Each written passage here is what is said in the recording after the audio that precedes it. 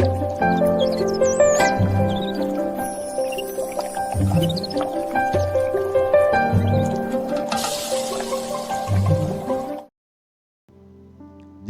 స్తోత్రం.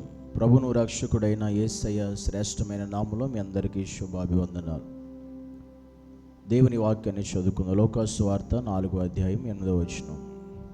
అందుకు యేసు, నీ దేవుడైన ప్రభువునకు మ్రొక్కి ఆయనను మాత్రము సేవింపవలెను అని వ్రాయబడి ఉన్నదని వారికి ప్రత్యుత్తరం ఇచ్చాను. దేవుని వాక్యం సెలవిస్తుంది, నీవు ఎవరికి మ్రొక్కమని చెబుతున్నావు? ఎందుకంటే ఇక్కడ అపవాది సాతాను దేవుడు యేసుక్రీస్తు 40 దినాలు ఉపవాసం ఉండి ప్రార్థించి బయటకు వస్తే అప్పుడు సాతాను అపవాది యేసయ్యను శోధిస్తూ ఉన్నాడు. యేసయ్యను శోధిస్తూ, నీవు నాకు మాత్రం మొక్కి నన్ను సేవిస్తే అని మాట్లాడుతూ ఉన్నాడు. అంటే యేసుక్రీస్తునే అపవాది నీవు నాకు మొక్కితే, నువ్వు నన్ను సేవిస్తే అని మాట్లాడుతున్నాడంటే అపవాది మనతో కూడా మాట్లాడుతాడు. యేసయ్యతోనే ఈ మాట చెప్పాడంటే ఈ దినాల్లో మనతో కూడా అపవాది ఎలా శోధిస్తాడంటే, నిన్ను ఎవరికొకరికి మొక్కమని చెబుతాడు. అంటే నీ పరిస్థితులను బట్టి. అప్పుడు యేసయ్య ఏ పరిస్థితిలో ఉన్నాడు? ఒక అవసరతలో ఉన్నాడు. 40 దినాలు ఉపవాసం ఉన్నాడు. 40 దినాలు ఉపవాసం ఉండి ప్రార్థన చేయడం కనుక ఆయన మానవ స్వరూపాన్ని దాల్చాడు గనుక, మానవ స్వరూపంలో ఉన్నాడు గనుక ఆయన కూడా ఆకలి కొని ఉన్నాడు. 40 దినాలు ఏమీ తినలేదు కనుక ఆకలితో ఉన్నాడు. ఇప్పుడు యేసయ్య యొక్క ఆకలి అవసరత ఎరిగినటువంటి అపవాది సాతాను వచ్చి, నేను నీ అవసరం తీరుస్తాను, అయితే నువ్వు ఎలా చేయి అన్నట్టు మాట్లాడుతున్నాడు. నువ్వు నాకు మొక్కి నన్ను సేవిస్తే అన్నట్టుగా మాట్లాడుతున్నాడు. ఈరోజు మన జీవితాల్లో కూడా అపవాది మనకున్న అవసరతను బట్టి, మనకున్న పరిస్థితిని బట్టి, స్థితిని బట్టి మనం ఇతరులు కాళ్ళు పట్టుకునేలాగా, ఇతరులు చేతులు పట్టుకునేలాగా, ఇతరులను బ్రతిమలాడే విధంగా, ఇతరులను అడిగేటువంటి వారిగా, ఇతరులకు మనం మొక్కే విధంగా సాతాను అపవాది మనల్ని చేస్తాడు. ఎందుకంటే ఇది యేసుక్రీస్తు దగ్గర వాడు ఉపయోగించాడు. ఈరోజు మనంతో కూడా వాడు అలాగే, మనం ఎంత ఉపవాసం ఉండి ప్రార్థన చేసినా, ఎంత బలంగా ప్రార్థన చేసినా యేసయ్యను శోధించడానికి అపవాది వచ్చాడు. మనం కూడా అలాగ ప్రార్థనలు గడుపుతున్నప్పుడు, ఆత్మీయతలో ఉన్నప్పుడు, ఆత్మీయంగా ఎదుగుతున్నప్పుడు అపవాది కూడా నేను శోధిస్తాడు. కానీ మనం దేవునికి లోబడాలి, దేవునికి మాత్రమే మొక్కాలి, ఇంకెవరికి మొక్కకూడదు. దేవునికి మాత్రమే మనం మొక్కితే, దేవుని మాత్రమే సేవిస్తే, దేవునికి మాత్రమే ఆయన పాదాలు మాత్రం పట్టుకుంటే, ఈ లోకంలో ఏ మనుషుల కాళ్ళు, ఏ మనుషుల చేతులు మనం పట్టుకోవాల్సిన అవసరత మనకి రాదు. కానీ ఈరోజు మనం అనేక మంది జీవితాల్లో అనేక మనుషుల చేతులు కాళ్ళు పట్టుకుని బ్రతిమలాడవలసి వస్తుందంటే అర్థం యేసయ్య పాదాలు మనం పట్టుకోలేకపోతున్నాం.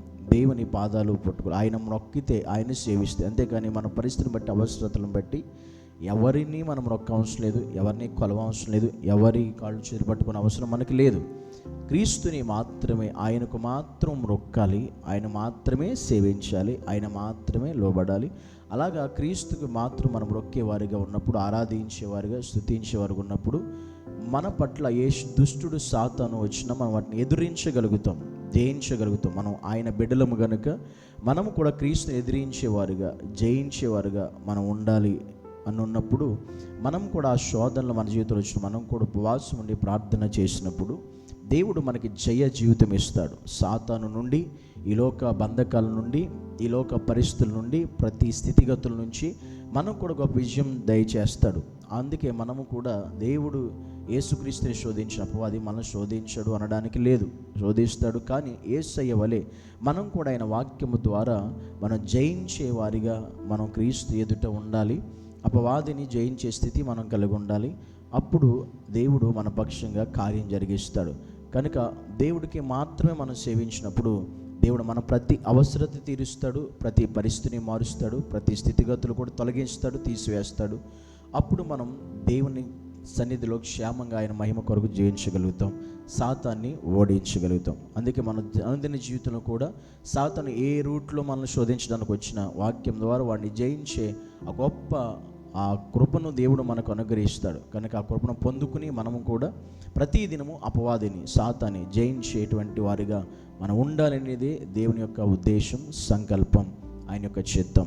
కనుక నీవు నేను కూడా ప్రతిరోజు అపవాదిని, శోధన జయించేటువంటి స్థితి దేవుడు మనందరికీ అనుగ్రహించి సహాయం చేయనుగాక. ఆమేన్.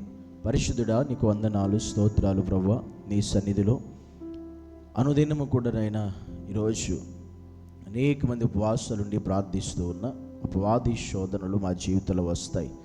అలా వస్తున్నప్పటికీ కూడా నేను వాటిని జయించాలి అని అనుకుంటే ప్రభువా, నీ వాక్యం ద్వారా మాత్రమే సాధ్యం. నిన్ను మాత్రమే మేము సేవించేవారే ఉండాలి, నీకు మాత్రమే మొక్కేవారే ఉండాలి. ఆ విధంగా ఉంటే మేము అపవాదిని జయిస్తాం, సాధన చేస్తాం. ఆ భాగ్యం మాకు దయచేయమని యేసు నామమును బట్టి ప్రార్థిస్తున్నాము తండ్రి. ఆమేన్.